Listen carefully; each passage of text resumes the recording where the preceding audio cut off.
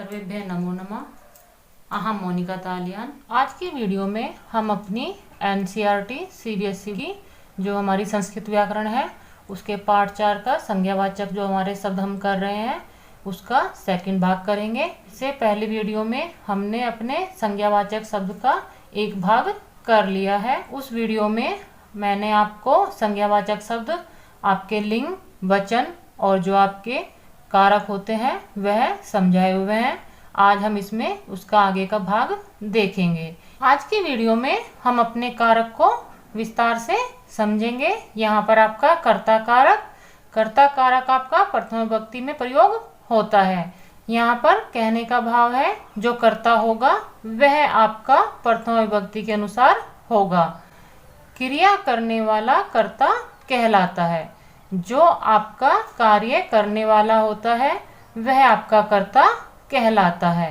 कर्ता में प्रथम विभक्ति का प्रयोग होता है। जो आपका कर्ता होगा वह हमेशा आपका प्रथम विभक्ति एक वचन, द्विवचन या बहुवचन के रूप में होगा। जैसे ही उनकी संख्या होगी वह आपके वचन उसी के अनुसार निर्धारित होंगे।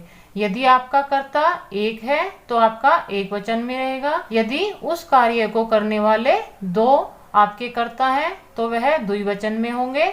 और यदि उस कार्य को करने वाले आपके बहुत सारे कर्ता हैं तो वह आपके बहुवचन में होंगे।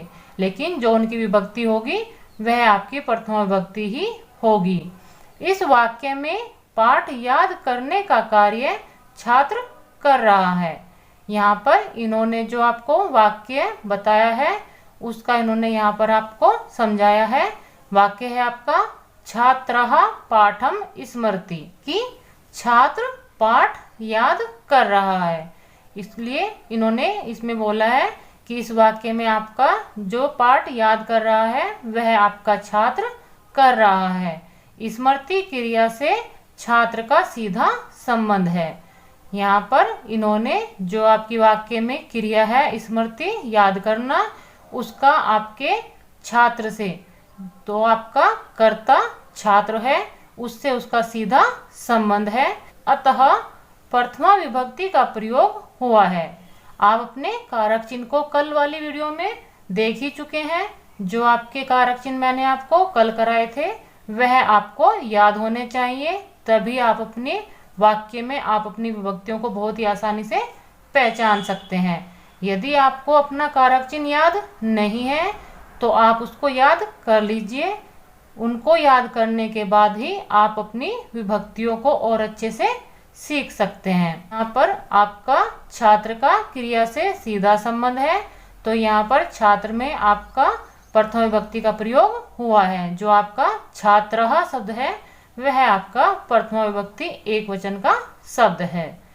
कर्ता के अनुसार शब्द रूपों की आवर्ती, यहाँ पर जो आपके कर्ता के अनुसार आपके शब्द रूप बनेंगे वह इन्होंने यहाँ पर आपके बनाकर दिखाए हैं। यहाँ पर आपकी विभक्ति, कारक, यह आपके शब्द हैं जिन पर इन्होंने अभ्यास करके दिखाया है। यह आपके लिंग है जो आपका पुल्लिंग के ये दोनों शब्द हैं। यह एक वचन, द्विवचन और बहुवचन। ऐसी ही तालिका आप स्वयं भी बनाकर अपने अलग अलग शब्दों पर ऐसे ही अभ्यास कर सकते हैं। उससे आप अपने प्रथमा विभक्ति को और भी अच्छे से सीख जाएंगे। यहाँ पर आपकी विभक्ति का नाम है प्रथमा। जो आपका कारक है प्रथम विभक्ति में वह होता है कर्ता। शब्द में इन्होंने यहाँ पर नर और अश्व दो शब्द लिए हैं। लिंग आपका पुल्लिंग है। जैसे इन्होंने यहाँ पर आपका प्रथम विभक्ति एक वचन, द्विवचन, बहुवचन में शब्द रूप बनाया है। नरहा, नरौ, नराहा। अश्व के लिए अश्वः, अश्वौ, अश्वाः। इसका इन्होंने यहाँ पर वाक्य में प्रयोग किया है। यहाँ पर इन्होंने हस धातु ली है जिसका अर्थ होता है हंसना, और यहाँ पर इन्होंने धाव धातु प्रयोग की है जिसका अर्थ होता है दौड़ना। नरहा हस्ती, एक आदमी हंस रहा है। नरौ हस्तः, दो आदमी हंस रहे हैं। नरहा हसंती, बहुत सारे आदमी हंस रहे हैं। अश्वः धावती, घोड़ा दौड़ रहा है। अश्वौ धावतः, दो घोड़े दौड़ रहे हैं। अश्वाः धावंती, बहुत सारे घोड़े दौड़ रहे हैं। आप यहाँ पर अन्य शब्द भी प्रयोग कर सकते हैं, जैसे इन्होंने यहाँ पर नर और अश्व लिया है, आप इनके स्थान पर स्वयं का नाम भी ले सकते हैं। यहाँ पर आपके कर्म कारक तृतीय विभक्ति में आपके कर्म कारक का प्रयोग होता है। कर्ता प्रमुख रूप से जिस कार्य को करता है उसे कर्म कारक कहते हैं।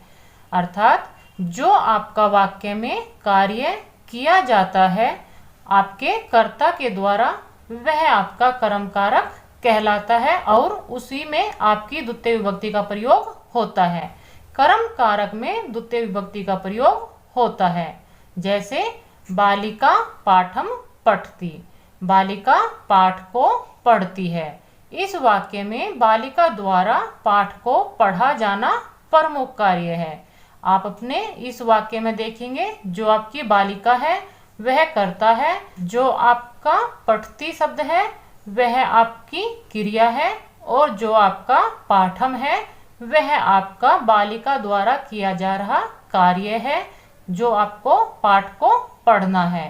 तो आपके पाठम में द्वितीय विभक्ति का प्रयोग इन्होंने यहाँ पर किया है, अतः द्वितीय विभक्ति का प्रयोग हुआ है। आपका जो कर्म कारक है उसका जो चिन्ह है वह आपका को है।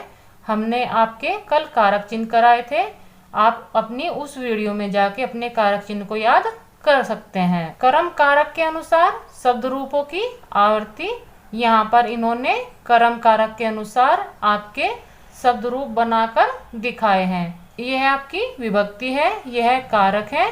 यहाँ पर इन्होंने देव और फल शब्द लिए हैं। जो आपका देव शब्द है वह पुल्लिंग का है, और जो आपका फल शब्द है वह आपका नपुंसकलिंग का है। जो आपके पुल्लिंग में द्वितीय विभक्ति के शब्द रूप होते हैं देवम, देवो, देवान, और जो आपके नपुंसकलिंग में शब्द रूप होते हैं द्वितीय विभक्ति में वह है फलम, फले, फलानी। यहाँ पर इन्होंने उदाहरण के रूप में आपको वाक्य देकर भी समझाया है। बाल कहा जलम पिबती, बालक जल पीता है। यहाँ पर जो बालक के द्वारा कार्य किया जा रहा है जल पीने का, तो आपका उसमें द्वितीय विभक्ति का प्रयोग इन्होंने किया है। देवहा फलम खादती, देव फल खाता है। यहाँ पर जो एक फल लिखा है वह इसलिए लिखा है क्योंकि यह वाक्य आपका एक वचन का है। यह आपकी संख्या आपके शब्दों से ही निर्धारित हो जाती है। यदि आपका एक फल होता है तो वाक्य आपका एक वचन का होता है। यदि आपके दो फल होते हैं तो वाक्य आपका द्विवचन का हो जाएगा। यदि आपके बहुत सारे फल होंगे तो वाक्य आपका बहुवचन का हो जाएगा। यह है आपके शब्द के वचन के अनुसार ही आपको दिखाई दे रही है कि देवहा फलम खादती। देव भी आपका प्रथम विभक्ति एक वचन का शब्द है क्योंकि यह आपका कर्ता है। यह आपकी क्रिया है। क्रिया आपकी कर्ता के अनुसार ही प्रयोग होती है, और जो आपका कर्म होता है उसमें आपकी द्वितीय विभक्ति का प्रयोग होता है। यहाँ पर आप इनसे अलग भी वाक्य बनाकर अभ्यास कर सकते हैं। यहाँ पर आपका करण कारक, करण कारक के लिए आपकी तृतीय विभक्ति होती है।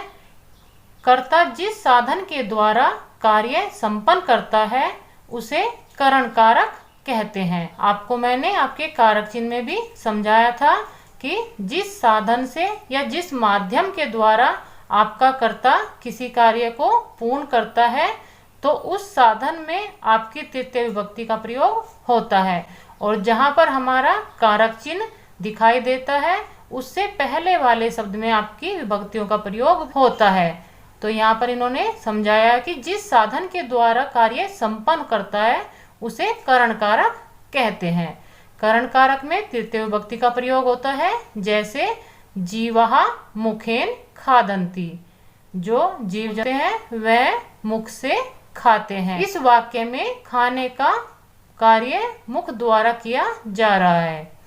इस वाक्य में जो आपका खाने का कार्य है वह किस माध्यम से किया जा रहा है, उस माध्यम में आपका तृतीय विभक्ति का प्रयोग होगा। तो यहाँ पर आपका मुख के द्वारा खाना खाया जा रहा है, तो यहाँ पर आपका मुखेन में तृतीय विभक्ति का प्रयोग इन्होंने किया है। यहाँ पर जो इन्होंने आपको बताया कि मुख के द्वारा खाना खाया जा रहा है या खाने का कार्य मुख के द्वारा किया जा रहा है, तो आपकी तृतीय विभक्ति का प्रयोग मुख में हुआ है। करण कारक का चिन्ह आपका से या के द्वारा दोनों में से ही एक होता है। यहाँ पर भी इन्होंने आपके करण कारक के अनुसार शब्द रूपों की आवृत्ति समझाई है। ये आपकी विभक्ति है, ये आपका कारक है। यहाँ पर इन्होंने जो शब्द लिए हैं वह आपका हस्त, हस्त का अर्थ होता है हाथ, नेत्र, नेत्र का अर्थ होता है आपकी आंख। पुल्लिंग में आपका हस्त है और नेत्र आपका नपुंसकलिंग में है। ये आपका जो शब्द रूप बनेंगे, हस्त के तृतीय विभक्ति के जो शब्द रूप होंगे वह आपके हस्तेन, हस्ताभ्याम, हस्तहि, और नपुंसकलिंग में जो आपके शब्द रूप बनेंगे नेत्रेण, नेत्राभ्याम, नेत्रहि। यहाँ पर आप ध्यान देंगे तो आपके दोनों ही शब्द रूप एक ही समान है, क्योंकि तृतीय विभक्ति से सप्तमी विभक्ति तक आपके पुल्लिंग और नपुंसकलिंग के रूप एक समान चलते हैं। केवल प्रथमा और द्वितीय विभक्ति में ही आपके नपुंसकलिंग वाले शब्द रूप पुल्लिंग से भिन्न होते हैं। तो आप अपनी इन सब बातों को भी ध्यान रखिए कि आपके नपुंसकलिंग वाले शब्द रूप किस प्रकार चलेंगे, आपके पुल्लिंग वाले शब्द रूप किस प्रकार चलेंगे, और जो आपके स्त्रीलिंग वाले शब्द रूप होते हैं वह किस प्रकार चलेंगे। इसके लिए आप अपने शब्द रूपों को याद कर सकते हैं, जो आपको मेरे चैनल की प्लेलिस्ट में इजी ट्रिक के नाम से आपका फोल्डर मिलेगा। उसमें आपके शब्द रूप बहुत ही आसानी से मैंने समझाए हुए हैं।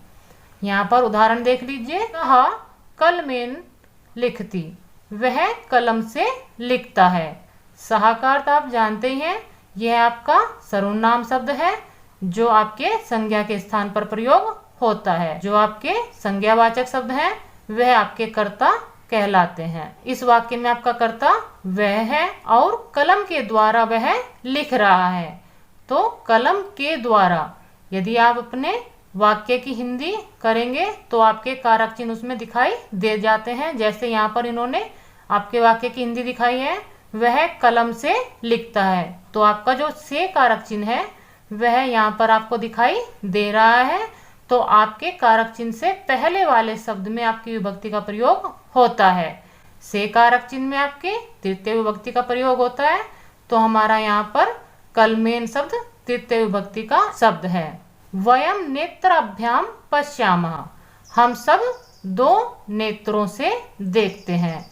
दो नेत्रों भी आप कह सकते हैं या दो आंखों से देखते हैं, क्योंकि नेत्र का आपका अर्थ होता है आंखें। वयम, वयम आपका सर्वनाम शब्द है। वयम आपका कर्ता है और पश्यामा आपकी क्रिया है। तो जिस माध्यम से आपकी क्रिया की जाती है वह आपकी तृतीय विभक्ति यानी कि करण कारक होती है। यहाँ पर आंखों के माध्यम से देखने की क्रिया हो रही है। यह है आपका द्विवचन का शब्द है, क्योंकि दो आंखों से हम सब देखते हैं। तो आपकी दो आंखों में तृतीय विभक्ति द्विवचन के शब्द का इन्होंने यहाँ पर प्रयोग किया है। आप अपनी संख्याओं के अनुसार अपने एक वचन, द्विवचन और बहुवचन वाले शब्दों का प्रयोग करेंगे। यहाँ पर आपका संप्रदान कारक चतुर्थी विभक्ति समझाया गया है। संप्रदान का अर्थ है देना। इसके लिए जो आपका कारक चिन्ह होता है वह के लिए होता है।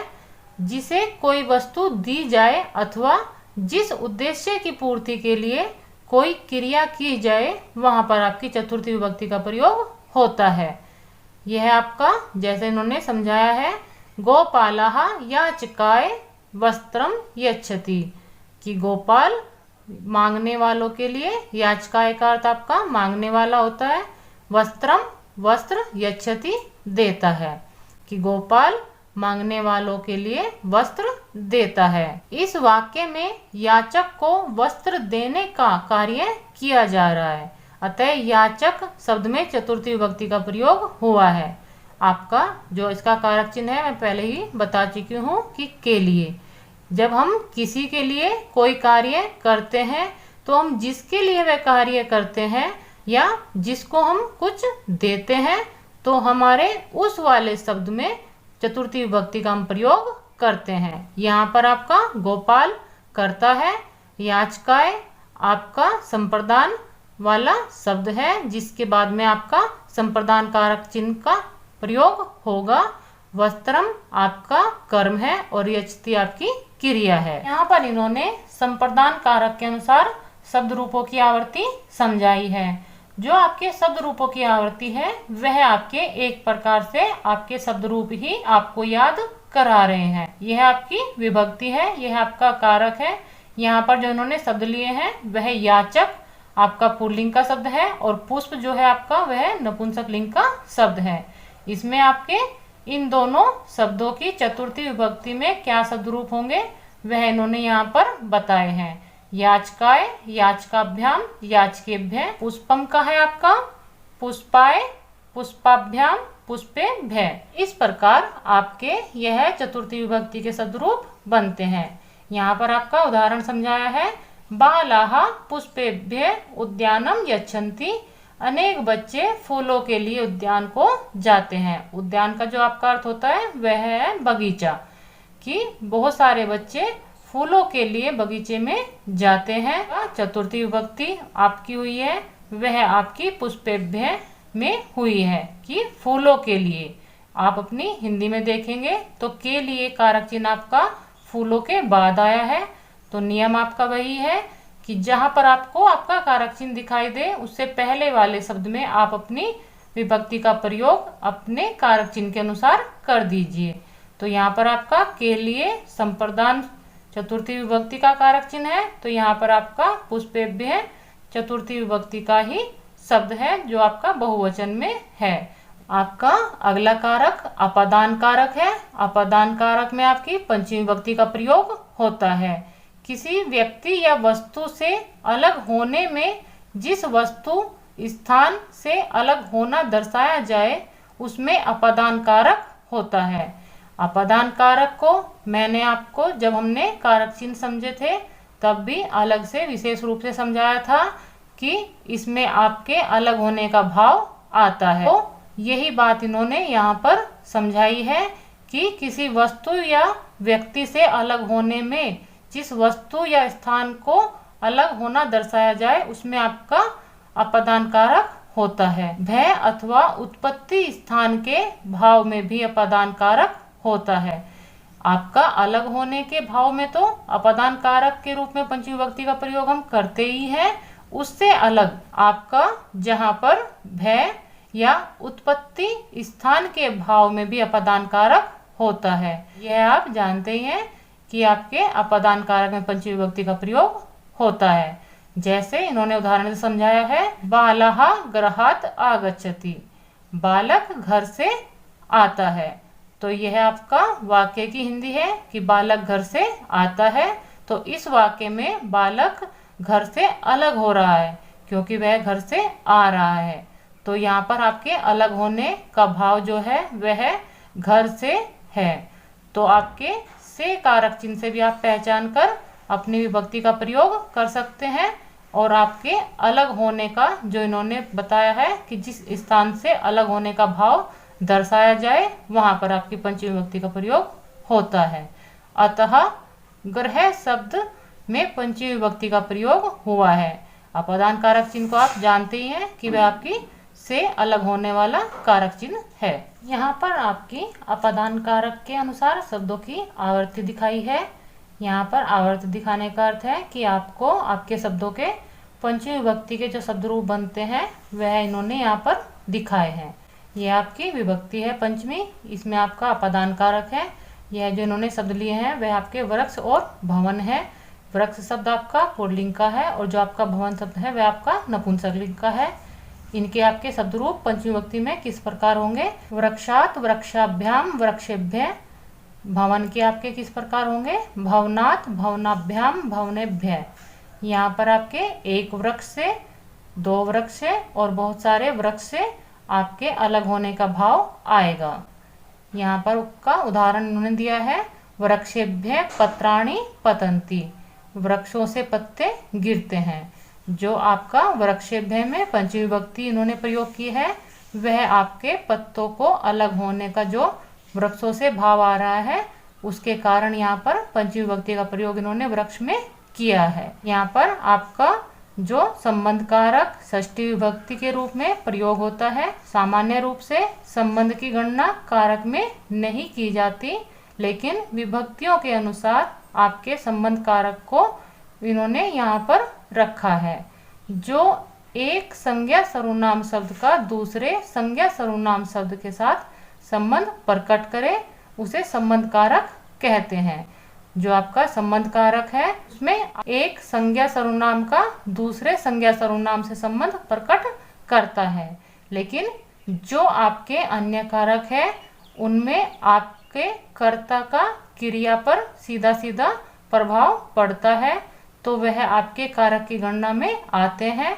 इसका आपका सीधा प्रभाव आपकी क्रिया पर नहीं पड़ता, तो यह आपके कारक की गणना में नहीं आता। लेकिन विभक्ति के कारण यह आपका षष्ठी विभक्ति संबंध कारक के रूप में होता है। संबंध में षष्ठी विभक्ति का प्रयोग होता है, जैसे मयंकस्य अनुजः पठति। जो मयंक का छोटा भाई है वह पढ़ रहा है। इस वाक्य में मयंक का संबंध उसके छोटे भाई से है, अतः मयंक शब्द में षष्ठी विभक्ति का प्रयोग हुआ है। इस संबंध का जो कारक चिन्ह है वह आपका काके की होते हैं। इसमें आपके केवल जिससे संबंध दर्शाया जाता है उसी में आपका षष्ठी विभक्ति का प्रयोग होता है। जैसे यहाँ पर मयंक का छोटा भाई, तो जो आपका कारक चिन्ह मयंक का आया है उसके अनुसार आपके मयंक में षष्ठी विभक्ति का प्रयोग हुआ है। संबंध कारक के अनुसार शब्द रूपों की आवर्ती जो आपके षष्ठी विभक्ति में शब्द रूप बनेंगे वह इन्होंने यहाँ पर दर्शाए हैं। यहाँ पर आपकी षष्ठी विभक्ति है, यह आपका कारक संबंध कारक है। यहाँ पर इन्होंने शब्द जो लिए हैं बाल और आपके लता, दो शब्द लिए हैं। जो आपका बाल शब्द लिया है वह आपका पुल्लिंग का होता है, जो लता शब्द लिया है वह आपका स्त्रीलिंग का शब्द है। बालस्य बाल्योः बालानाम। और जो आपका स्त्रीलिंग में आपकी षष्ठी विभक्ति के शब्द रूप होंगे वह है आपका लतायाः लतियो लतानाम। आपके विभक्ति के अनुसार आपके पुल्लिंग और स्त्रीलिंग में भी शब्दों में भेद आ जाता है। जैसे मैंने आपको पहले समझाया था कि आपके नपुंसक लिंग वाले जो शब्द रूप होते हैं वह आपके तृतीय विभक्ति से सप्तमी विभक्ति तक पुल्लिंग के समान चलते हैं, लेकिन आपके पुल्लिंग और स्त्रीलिंग के शब्द रूप आपके प्रथमा विभक्ति से सप्तमी विभक्ति तक सभी रूप भिन्न चलते हैं। यहाँ पर उदाहरण देख लीजिए। मोहनस्य जनकः आगच्छति। मोहन के पिता आते हैं। तो यहाँ पर जो संबंध दिखाया गया है मोहन का उसके पिता से, तो संबंध कारक में आपकी जिसके साथ संबंध दिखाया जाता है उसमें आपकी षष्ठी विभक्ति का प्रयोग होता है। तो यहाँ पर आपके मोहन के जो आपका के कारक चिन्ह है वह मोहन के बाद आया है, तो आप अपनी मोहन में षष्ठी विभक्ति का प्रयोग कर सकते हैं। यहाँ पर आपका जो अंतिम कारक चिन्ह है अधिकरण कारक सप्तमी विभक्ति, उसको भी आप देख लीजिए। किसी वस्तु के आधार को अधिकरण कहते हैं, अर्थात जहाँ कोई वस्तु रखी जाए वह स्थान उसका आधार होता है। यहाँ पर यह कहने का जो भाव है कि किसी को जब आधार निर्धारित कर दिया जाता है आपके उस आधार में सप्तमी विभक्ति का प्रयोग होता है। आधार में आपका अधिकरण के रूप में सप्तमी विभक्ति का प्रयोग होता है। अभी हमने जो अपने अधिकरण कारक के बारे में पढ़ा है कि आधार में आपकी सप्तमी विभक्ति का प्रयोग होता है, तो आप उसको उदाहरण से समझ लीजिए। वानराः वृक्षेषु तिष्ठन्ति। जो बंदर हैं वह वृक्ष पर बैठे हैं। इस वाक्य में बंदरों के रहने का जो आधार है वह वृक्ष है, तो आपके वृक्ष में सप्तमी विभक्ति का प्रयोग हुआ है। इसमें आपके कारक चिन्ह आपको पता ही है कि में और पर आपके अधिकरण कारक चिन्ह होते हैं। यहाँ पर इन्होंने अधिकरण कारक के अनुसार शब्द रूपों की आवर्ती समझाई है। यह आपकी सप्तमी विभक्ति है, इसमें आपका अधिकरण कारक है। जो इन्होंने शब्द लिए हैं वह आपके वृक्ष और लता। वृक्ष आपका पुल्लिंग का शब्द है और लता आपका स्त्रीलिंग का शब्द है। तो यहाँ पर आपके सप्तमी विभक्ति में क्या शब्द रूप बनेंगे वह आप देख लीजिए। वृक्षे वृक्षयोः वृक्षेषु, और आपका स्त्रीलिंग में लतायाम लतियो लतासु।